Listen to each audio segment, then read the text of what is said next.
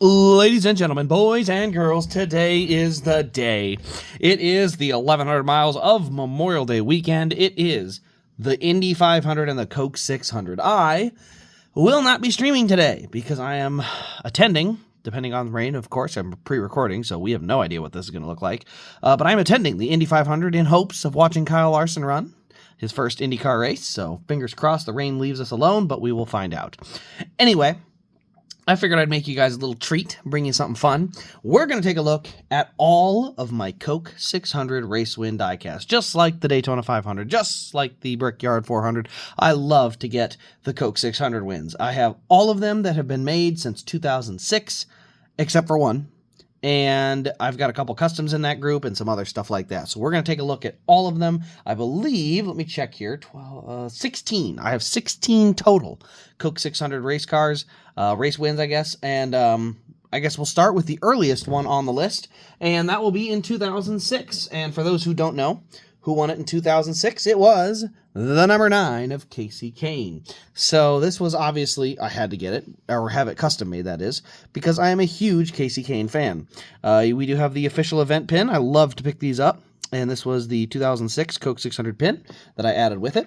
This is a custom Casey Kane Elite, so you can see there's some rubber marks there on the burnout, and then there's some buildup there on the nose of the car. You can see the valence, all sorts of dirtied up after 600 miles. You can see it on the nose of the car as well. The white valence around the bottom, you can see plenty of the dirt showing up there because the white valence is a huge piece of it that really made this car look so much better than original. You can see a little bit from the burnout there, a little bit on the tailpipes there, but fairly clean overall. There's no confetti, at least not in this one, because of course, like I said, it was after all a custom. And then you can see the rim is fairly black from brake dust over the course of 600 miles. So yeah, this is one of my favorites. Obviously, it's a Casey Kane custom. It's going to end up in the top group of my favorites because it's a Kane custom. But yeah, this was the first of 3 of his wins. So that is, had to have it made because that was the only one that Lionel didn't make. I would love for them to go back and make it, honestly. It'd be really cool if Lionel could put that in their NASCAR Classics line, is to go back and make some of those big marquee races that didn't get made at one time.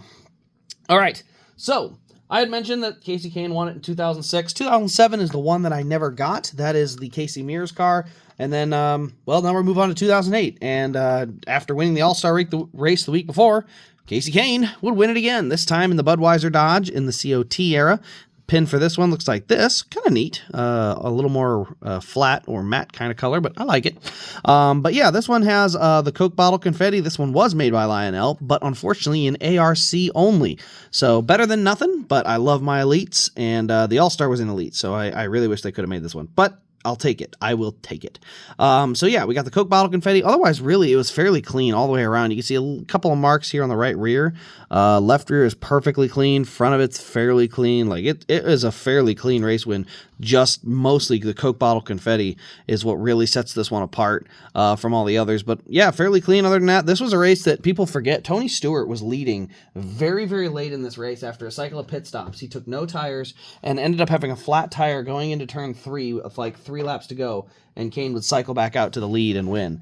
So kind of a wild end to a race. It was just a classic, one of them classic NASCAR races where, it doesn't make a memorable finish from the standpoint of like, something you remember for generations, but I remember it very, very well. So we're going to move on to our next one. This is 2009, and this was a first-time winner and a very unique car. It is the only David Ragan diecast. He won 2 races, the Coke 600 and also 2010 at Chicago. This was the only one that was made, and I did get a set of pins for this one. This one is actually I believe it's the 50th anniversary, so it's got the original World 600 there, the Coke 600 for 2009, 50th anniversary for Charlotte, and then commemoration there. So it has this whole set. I was looking for pins. I always love to get pins for these cars, and then I found that whole set, and I thought, well, that's cool. I guess I'll just get that. But this was a rain-shortened race. We've got, obviously, a massive wall scrape on the right side, looking fantastic. The chrome rims. Oh, my gosh, the chrome rims just look tremendous. I love it. The chrome rims are one of my favorite pieces about these cars. A little bit of dirt there on the left side. You can see it's not too crazy there. Also, it is the autographed edition, so we have a signature there. But yeah, this is an Elite, so you see we do have the bumper bar and stuff underneath. But yeah, this one is one of the cooler cars. Let me get this a little closer. This is one of the cooler cars. Like I said, the right side damage is definitely the biggest piece of that, as far as being able to make it really look cool. And then again, it is the only David Ragan race win diecast. I said Ragan again. Rudiman race win diecast that was ever made, because the Chicago one was a DNP. Actually, I don't even know if it was offered. And so I had to knock a kitty down because he was trying to get on top of stuff. So yeah, this is one that really, really cool. I think this is a pretty rare car right now if you ever went out and tried to find it, but I really, really like that one. So then we move on to 2010. And in 2010, Kurt Busch would win the Coke 600 and the All-Star race, just like Casey Kane did in 2008. However, they only made the All-Star race win, and I don't have that one anymore. So they didn't make the Coke 600 car, and I didn't get a custom made. So I got nothing for 2010. But we do move on to 2011, one of the most infamous Coke 600s to date. And why was that? Because just like exactly in Mike's Joy's call, just like the Indy 500, the leader out of turn 4 doesn't win the race. The 2011 Coke 600 right there is a pin, kind of unique, and I think I actually have extra Coke 600 pins on the website for some of these. But this was the year that Dale Earnhardt Jr., looking to break that long winless streak, ran out of fuel coming out of turn 4. And Kevin Harvick, the closer, would snag the win. Tons of confetti on this car.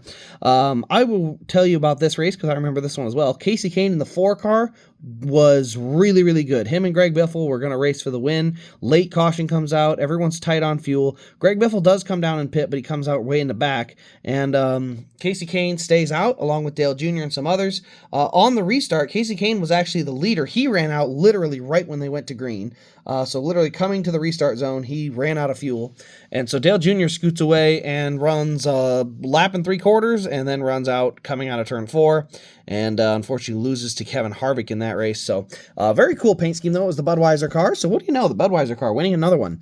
But yeah, the 29 car there. Let's just say Budweiser has some luck here for whatever reason. But yeah, just a good looking car. Matte finish all the way around. We got Budweiser there. You can kind of see the paint scheme for the Budweiser. I believe it was the Armed Forces car. But yeah, it's a pretty cool car. This is a pretty rare one to find. The 2011 Coke 600 is a pretty rare and hard car to find. This one I remember taking me a while to get a hold of, but I was able to finally track it down one day. So now we move from 2011 to 2012, and I had mentioned that the 2011 race, it was Kane and Greg Biffle, and outside of that late race caution, there's a good chance that that one of those two go on to win the race. But then we move on to 2012. This was Casey Kane's first year at Hendrick, and guess what? He went back to victory lane in the Coke 600. He was very good in this race. And this is probably, I'll say it, this is my favorite Coke 600 car for obvious bias reasons. I love it. It's an Elite. I love Elite cars. It's dirty. It's gritty. You know, it's got a lot of dirt and grit on it, a little bit of confetti. But the biggest thing is it's got all the detail. It's got the yellow stuff along the splitter. It's got the rubber buildup and dirt on the nose. We got the Quaker State paint scheme. It's got the white spoiler with the NASCAR salutes kind of stuff with it. The stars and stripes there down on the skirt. I think it looks way better than the other car, which had black in those spots. But you can see we got the little smudges for the fuel. You can see how dirty it is on the left side there. The big number 5 on the door. I don't know. This Quaker State car always to me just looked much better than the one that had the black spoiler and the black fins and stuff. Like, I don't know. Those little details make such a difference. We got the ethanol ring there. Obviously, we got the roof camera up here. We got the confetti. And this is a cool one because, one, it has the mirror. You can see that mirror right here on the side of the post. I guess you would call it a post. I'm not sure. But that post there, you got the rear view mirror and 3 antenna holes. It had 3 different antennas. For about half of 2012, there were 3 different antenna holes that they would use, which I thought was pretty cool too. So this is one of my absolute favorites. I actually did not get to see this race live. I listened to it on the radio. We were driving back from a family event, and there was a whole string of races for Casey Kane that I did not get to see him win. I was always gone, and this was one of them. But it's still one of my absolute favorite race wins to date because I mean it's Casey Kane, Coke 600, all the above. So now we're going to move on to 2013. I forgot to show you guys the pin for that, didn't I? There were 2 variations of the pin, but this is my favorite variation here for the 2012 pin. But I do have a couple extra of both variations on the website. So if you're looking for 2012, I got that one. Now we move on to 2013. Now 2013 was a race that had the cable fall down in the middle of the race. If anyone remembers, Kyle Busch was leading early in the race in the daylight, and the cable fell, and they had to throw a caution for it. It took them a little bit to throw that caution once the cable had come down, and NASCAR was trying to allow the teams to at least assess the damage. I don't remember if they allowed them to fix it on pit road. I believe they should have if they didn't, but yeah, it was a situation where the camera, they used to have this like camera that the NFL uses. Well, the cable broke and the camera fell in the infield, and because of that, the cable was literally being whipped around past these cars that were flying by it, and I'm honestly surprised the damage wasn't worse on some of these cars. They ran this cable over, and I mean, that thing could have literally snagged and, like, you know, gotten ripped around. I mean, that could have been really dangerous. But there's our pin for the 2013 Coke 600 right here. Oops. And this race would also be a race where Casey Kane would do really well. And outside of a late race caution, he wins this one as well. Unfortunately, the late race caution came out. He took, I can't remember if he took 2 tires or no tires, but he was on a different strategy. And the eventual race winner, Kevin Harvick, would take 4 fresh tires, and he would get by him early on the restart. Once he got by, he would put a little distance on Casey Kane, but once Kane fell back to second, he held his ground. He was very, very, very fast in this race, and this was probably the last competitive race for Casey Kane at Charlotte, was this 2013 Coke 600. The 2013 fall race, he was very good as well. He could have won both of them, but those were the last years that he was truly, a front contender at Charlotte. After that, he would kind of fade, and we wouldn't see much of him at Charlotte as far as, up front leading laps and stuff. But still a very cool one. This is a red, white, and blue Budweiser car. You can see on the front, we've got decent amount of dirt and buildup. Got a lot of confetti. All the way down the right side, you got some. Just a really cool one. You got this red, white, and blue Budweiser car. I think it looks really good. I love when they do the red, white, and blue paint scheme. So as much as the Kane green and white looks good, I do like the red, white, and blue. Speaking of the red, white, and blue, we're going to move on to the 2014 Coke 600. This is one of my all-time favorites not because of the driver, not because of anything else, the paint scheme. I love this paint scheme. This is one of the coolest paint schemes to win the Coke 600. We got the official event pin here. We've got an extra one of these or one or two of these on the website. So if you're looking for the 2014 pin, you can find it there. But, yeah, I really, really like this one. It was just, I mean, what can you say? The stars, the stripes, the burnout. It's just a fantastic looking car. I don't know where else you can put it. It's got the right rear corner. I gotta put this pin down. There we go. So now I can put the pin down. Look at that. We got the absolute shredded right rear tire on this one. The number 48 with its nice yellow color. You go around to the front, rubber buildup there. A little bit of tape on the nose, not too bad. But then we got the stars and stripes. We got some stringy confetti up here. We got the NASCAR Salutes banner that has Johnson. I believe this would be the last year that they left their names on it. After this, they would start putting the names of fallen soldiers on there. We got the cool 2014 spoiler where it's got the clear topper to it. But it's the red, white, and blue Lowe's scheme. I mean, it looks so good. It goes from the blue to the red and white, and then it just, I don't know, this one is my favorite. I don't know, the left rear's dirty, the right rear is all shredded up. We got the Support Our Troops tires, except for the left rear. Don't ask me why. The left rear does not have the Support Our Troops tire. I don't know if he blew it out and they changed it and put a different tire on, or if this is literally just an error. It can't be an error. There's confetti on it. Huh. Weird. Someone's going to have to explain that one to me. Is there any markings on it? Actually, no. I don't see any left rear or right rear markings on it either. What a weird deal. I don't know. Guess we'll have to figure that out. But yeah, overall, this is one of my absolute favorite Coke 600 cars. I absolutely love it. This is such a cool race win. And I believe this was Jimmie Johnson's final Coke 600 win. So someday I would love to get that one signed. I think it looks really, really cool. Now, 2015 would be a race on fuel mileage. And on that fuel mileage race, we would have a first-time Coke 600 winner. But unfortunately, they wouldn't make the diecast. So I present to you the custom Carl Edwards 2015 Coke 600 win. We do have the official event pin. I was able to snag one of those. I think I might have 2 of them. I can't remember. Again, the website would say, so I've got them on there already. But yeah, we've got the Subway car. So no what do you call it? No patriotic scheme on this one, but we do get the Coke bottle confetti. It is a custom, so you can see the banner that's custom across there.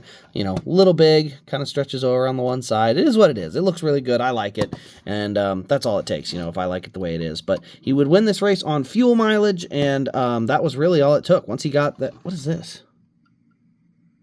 Is that the Don't Tread on Me flag? No way. Did Carl Edwards really run the Libertarian flag? That's freaking awesome. I think that's what it is. I think it's the Don't Tread on Me flag. That's cool. Carl Edwards is like the literal mountain man. That's cool. I like mountain men. Anyway, yeah, the Coke bottle confetti though and stuff. We got the subway car and just, I don't know. It's been lowered so you can see there's no like rear suspension in the thing. It's very low, but a solid custom nonetheless. You know, you can get the subway car. It's pretty expensive if you want to find it in Elite and try to customize it. But I really like the way it turned out. It's a good solid custom for it.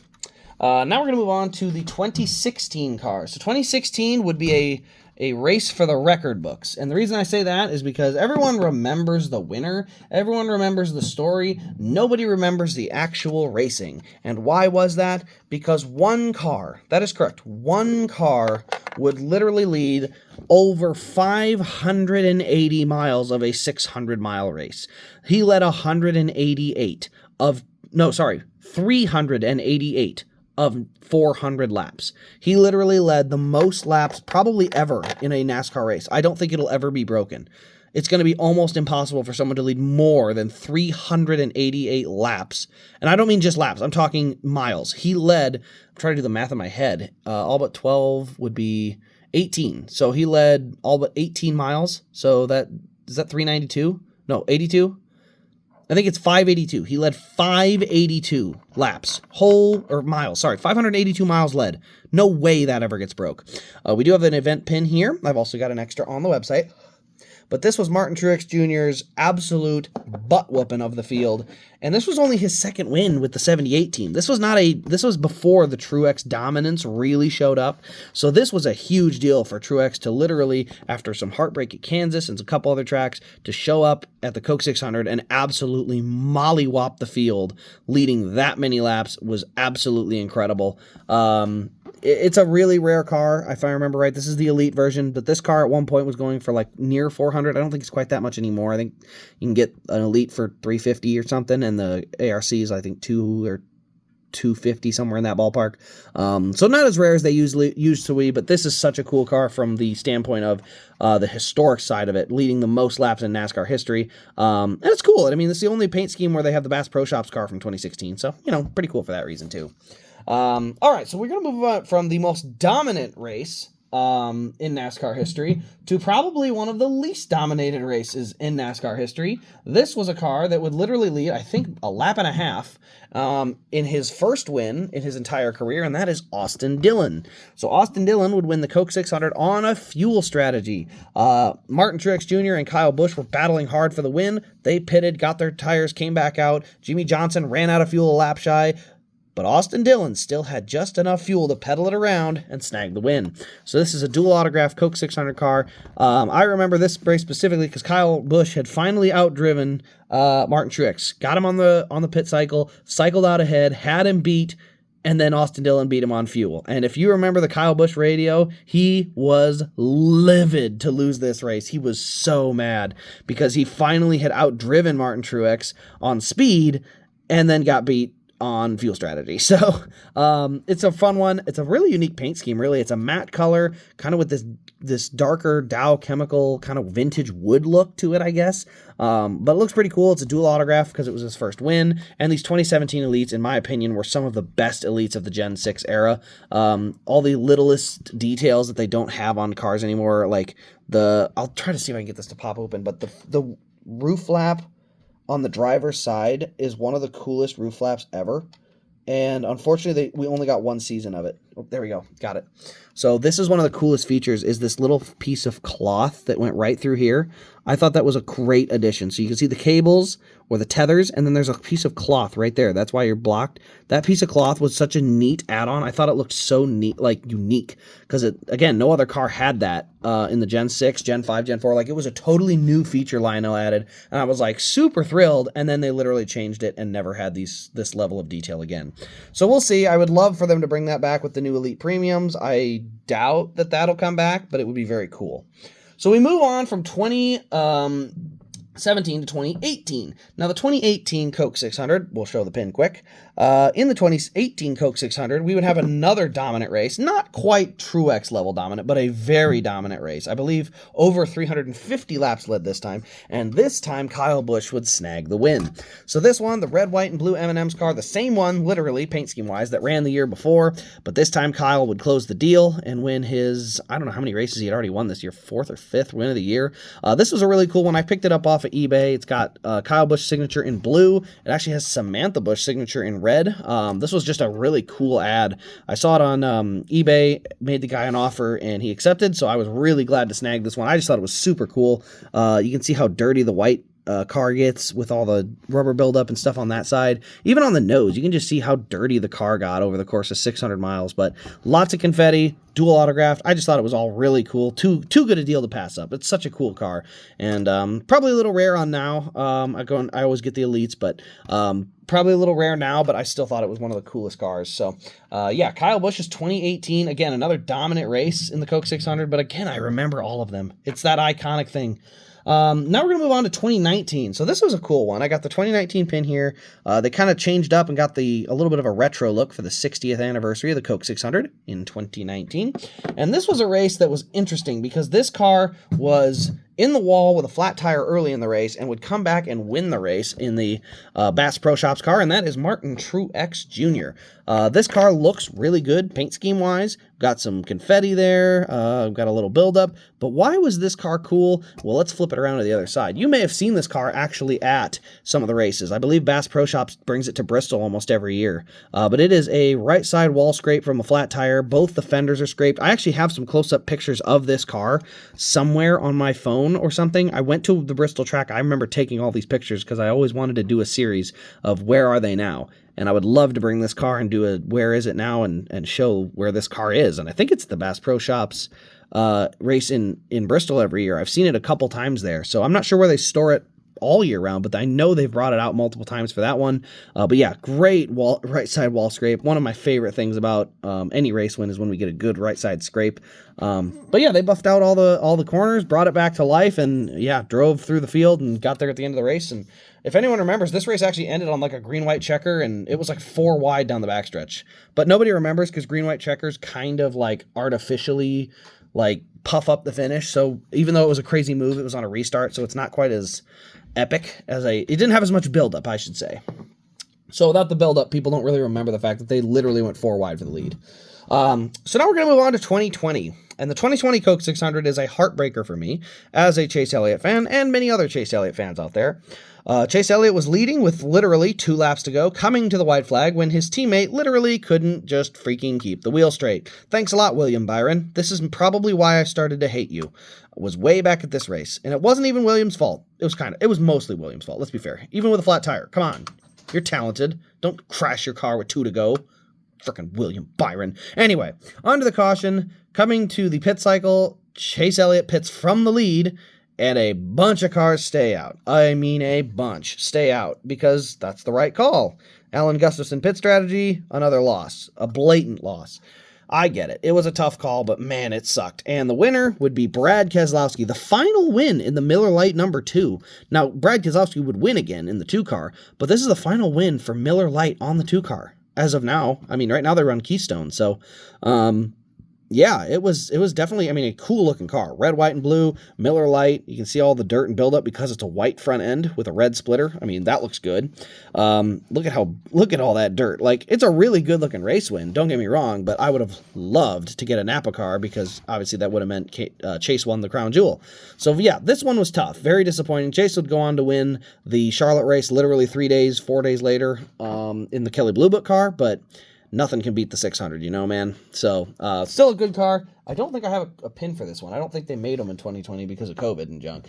So now we're going to move to 2021, and this was a race where, oddly enough, the winner was a little bit of a surprise, kind of, not really, but it would be Kyle Larson winning his only race outside of the HendrickCars.com scheme and the Valvoline car. He's literally won in the HendrickCars.com or Valvoline car every time except for this one. It's the Metronet first place finish, I believe, or first place finish and car care systems, but Metrotech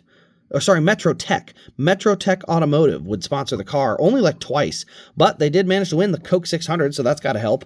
And we do actually have an event pin for this one for 2021. But yes, this was Kyle Larson's Coke 600 win. He would run away and dominate at the end. I believe Chase Elliott finished second. But I remember this one, it was the 550 package, so this race wasn't all that great. You can see a little bit of buildup on the nose, so we do at least have some cool race detail to it, but this was the 550 package, and it was just not that great for the Coke 600. It really wasn't. So thank God it was only there for like 3 seasons because it just never delivered great racing.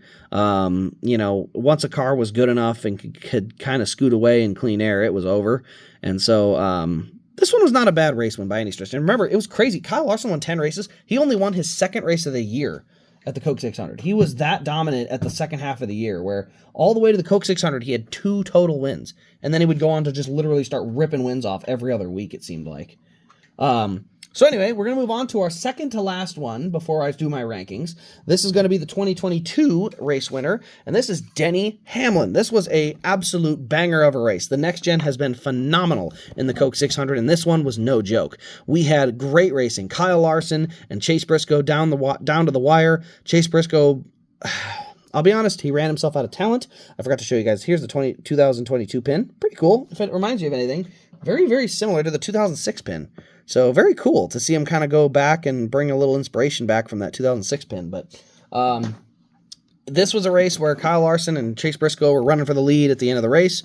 Chase Briscoe, for literally the second time in 2022, went full send and wrecked himself, which was kind of unfortunate, not just because he spun himself out, but he bunched the whole field back up, and basically a lot of guys that were running in the top 5 looking to finish out a great day got run over on the restart or crashed, and Chase Briscoe ended up coming back and finishing 6th, but a lot of those other top 5 guys all got wrecked out and got horrible finishes, and I just didn't like it. I don't like the idea that, I'll just recklessly, spin myself out and it completely costs everyone in the top 5 of their race. Denny Hamlin and Kyle Busch would come get 4 tires, and they would actually drag race to the front on the first restart. There'd be another wreck, and then on the next restart, once Hamlin got clear, he would run off and win it. So, very cool looking car, though. We got a lot of buildup on it. We got a ton of confetti. This is the first one that's been, utterly caked in confetti since, Kevin Harvick's 2011 car. But, you see this right side. It is caked up. I love it.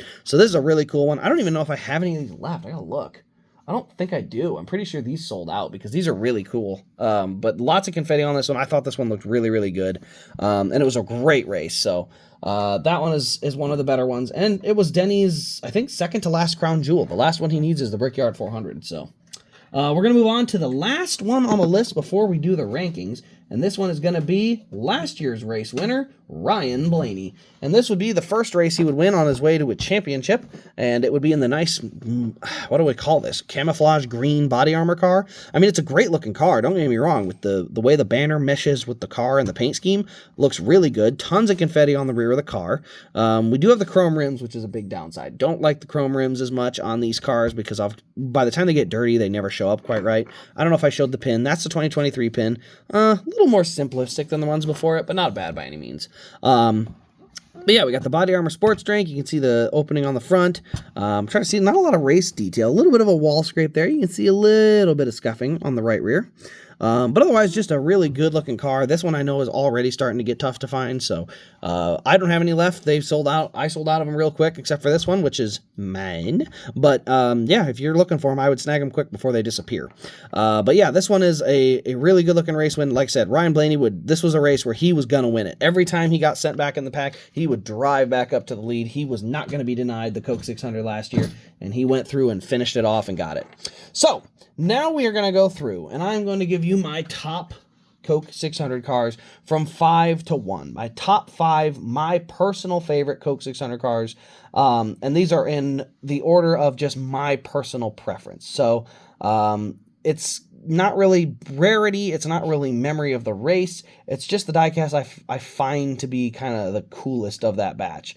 And so anyway, the first one on this list for number 5 is going to be the David Ragan car. This is number 5 on the list. I think this one looks absolutely phenomenal. It's a unique car, chrome rims, autographed, elite, all that kind of stuff, but it's just a neat car. I mean, just a neat one. Even if you're not a Coke 600 collector or a David Ragan collector, this is just a cool car. A lot of race damage. I love that kind of aspect of stuff, so I have to put this one in the top 5. It's too unique. It's too cool to not have in the top 5.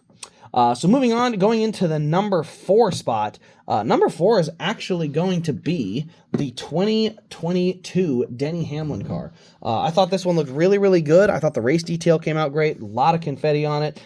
This one is a tough one because I really wasn't sure if I was going to go with the Denny Hamlin car or the Ryan Blaney car. Like, next gens always look good. The Kyle Larson car is cool. Like, there's just so many good ones. I would put this one in here just on the confetti side, but if it came to like ones I would be willing to trade, I would actually probably put the Martin Truex Jr. Record-setting car, just for the historical side of it. So race detail, this one's going to get the spot just for today, but when it comes to significance historically, the Martin Truex Jr. 2016 car takes the cake easily. All right, coming in at number 3. At number 3, and again, this is my personal preference, going to be the 2018 Kyle Busch car. And of course, this one has a huge boost because it's dual autographed. It's signed with Kyle in blue, Samantha in red, and dominant race, decent size build up on it. Like, this is just a really unique race car. I think it looks pretty cool. The red, white, and blue is spot on. The blue literally matches the car like on the autograph. So if it wasn't signed, it would probably be a slight bit further down the list, but with the dual autograph, I have to put it third. It's just too cool. Coming in at the number 2 spot, I had mentioned it earlier, it was one of my favorite cars ever to run the Coke 600 and win. It's the Jimmie Johnson car. It has to be. The Jimmie Johnson Power of Pride, absolute shredded right rear tire, a little wobbly right rear tire, interesting. Wonder why that is. But anyway, the absolute shredded right rear tire, the red, white, and blue paint scheme, one of my favorite Jimmie Johnson paint schemes. Even if it was clean, it looks good. But then you add the race detail of the right rear, it's absolutely impossible to deny. This thing just looks awesome. It's a pretty expensive car, if I remember right, like pretty hard to find, but I think this car is absolutely beautiful. Has to get number 2. And it would probably be number 1 if it wasn't for the fact that I am an absolute homer. But I am an absolute homer, and I'm going to admit it. And because I'm an absolute homer, number 1, Casey Kane's 2012. The 2012 Quaker State car, absolutely love this one. All the details, like I mentioned, the dirt, the yellow piece of tape's down on the splitter here where it's got that yellow accent, looks incredible. All the streaks as you go down the right side, the burnout around the right rear, and then it's just dirty. Then you add in all the stars and stripes on these fins, and on the spoiler, looks great. This fuel spillage here, more streaks and marks down here, the stars and stripes on this skirt. Just a great looking race win. This one is obviously one of my favorites. I love the COT Elites. That helps as well. But I just absolutely love this car for all of the reasons that a homer would love that car. Obviously, the Kevin Harvick is also elite from this era, but it's not Casey Kane, so that's all it takes, you know. So yeah, that is my number 1. These are my top 5 for the Coke 600 race wins. Let me know your choice for the top 5 of the Coke 600, and I hope you guys have enjoyed this video today. It's been a long one. I know I've rambled quite a bit, but I am excited for the Indy 500 and the Coke 600. Hopefully all the weather is cooperating as of when I post this, but I guess we'll see. So hopefully you guys enjoy the Indy 500. I know I will, and enjoy the Coke 600, whether it runs Sunday or Monday on both races. Who knows? But other than that, guys, thanks for tuning in today. Have a great weekend. We'll see you in the next one.